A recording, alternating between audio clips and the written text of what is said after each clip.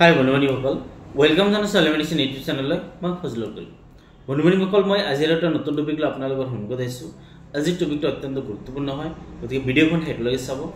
আজিৰ টপিকটো হ'ল ক্লোজপা 135 mg টেবলেট বা ক্লোজপা টেবলেট। এই টেবলেট কি কি বেমাৰ হ'লে আমি খাব পাৰোঁ বা ডক্টৰবিলাকে প্ৰেছক্ৰিপশ্যন কৰে বা ইয়াৰ খোৱাৰ নিয়ম কি, ইয়াৰ ছাইড ইফেক্ট কি বা কি কি কম্পজিশ্যনে বনোৱা হৈছে, কিমান দামত আমি পাম, সকলো তথ্য জানিবলৈ আমি চেষ্টা কৰিম।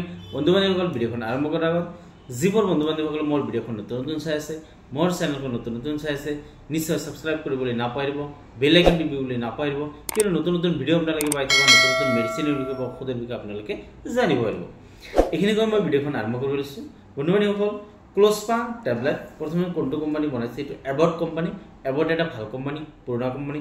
ইয়াৰ প্ৰায়বোৰ মেডিচিন ৰিজাল্ট অত্যন্ত ভাল হয়। তাৰ মাজত ক্লোজপা 135 mg টেবলেট অত্যন্ত ভাল ৰিজাল্ট হয়, অত্যন্ত ভাল মেডিচিন হয়। বন্ধু-বান্ধৱীসকল, এতিয়া মানে কি কি কম্পজিশ্যন বনোৱা আছে?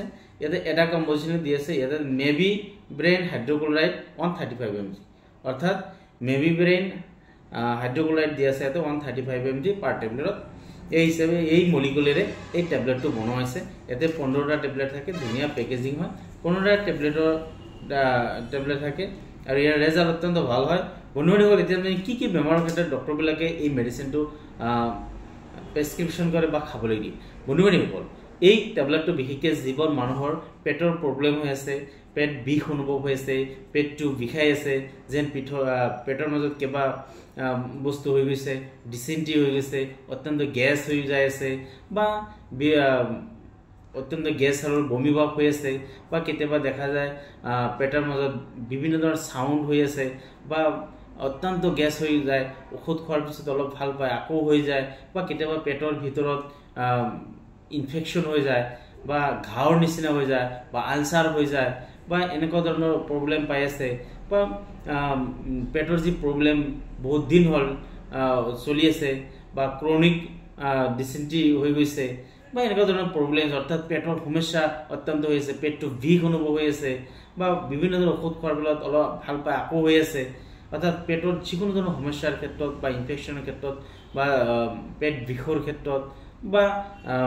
আলচাৰ হ'লেও আলচাৰ হৈ গৈছে, ভিতৰত ঘাঁহ হৈ গৈছে, এনেকুৱা যদি প্ৰব্লেম হয় তেতিয়া এই ডক্টৰবিলাকে এই ক্লোজপা টেবলেটৰ প্ৰেছক্ৰিপশ্যন কৰে বা খাবলৈ দিয়ে বা ডক্টৰবিলাকে খোৱাৰ পৰামৰ্শ দিয়ে।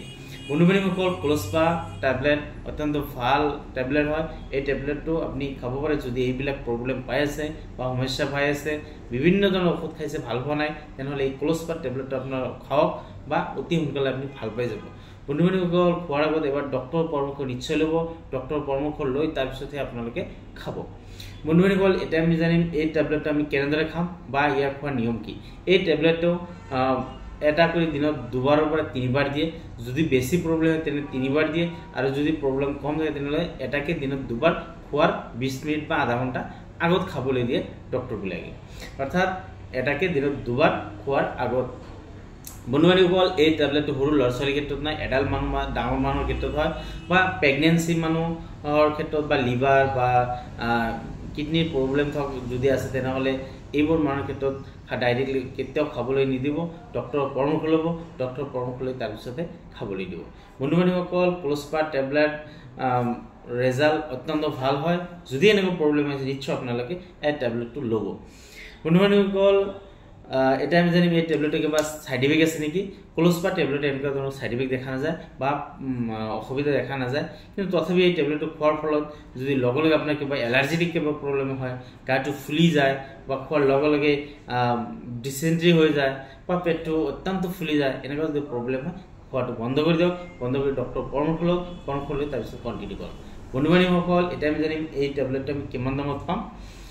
ক্লোজপা টেবলেট, এই টেবলেটটো 15টা টেবলেট থাকে। 15টা টেবলেটৰ দাম আহিব 382 টকা, অৰ্থাৎ 382 rupees। 382 টকাত আমি এই টেবলেটটো পাই যাব। বন্ধু-বান্ধৱীসকল, এই টেবলেটটো লোৱাৰ আগত এবাৰ এক্সপায়াৰ ডেটটো ভালদৰে চাই ল'ব। ফেব্ৰুৱাৰী 2024ত বনোৱা হৈছে আৰু জানুৱাৰী 2027লৈকে এই টেবলেটটো খাব পাৰিব। বন্ধু-বান্ধৱীসকল, যিকোনো ধৰণৰ ঔষধ লোৱাৰ আগত বা মেডিচিন লোৱাৰ আগত এক্সপায়াৰ ডেটটো ভালদৰে চাই ল'ব, কিয়নো কেতিয়াবা ফাৰ্মাচিটিৰ ভুলতে হওক বা আপোনাৰ ভুলতে হওক এক্সপায়াৰ হৈ যোৱা মেডিচিন খোৱাৰ ফলত বিভিন্ন ধৰণৰ অসুবিধা, প্ৰব্লেম বা সমস্যা দেখা যায়। গতিকে লোৱাৰ আগত এবাৰ এক্সপায়াৰ ডেটটো চাই ল'ব। বন্ধু-বান্ধৱীসকল, ক্লোজপা টেবলেটৰ বিষয়ে আমি যি ৰিভিউ কৰিলোঁ ইয়াৰ বিষয়ে জানিলোঁ ইয়াৰ বিষয়ে যদি কিবা জানিবলগীয়া আছে নিশ্চয় আপোনালোকে কমেণ্ট বক্সত কমেণ্টছ কৰিব লাইক আৰু ছাবস্ক্ৰাইব কৰিবলৈ নাপাহৰিব লগতে যদি এই টেবলেটটো খাই আপোনাৰ উপকাৰ পাইছে ভাল পাইছে নিশ্চয় শ্বেয়াৰ কৰিবলৈ নাপাহৰিব থেংক ইউ ধন্যবাদ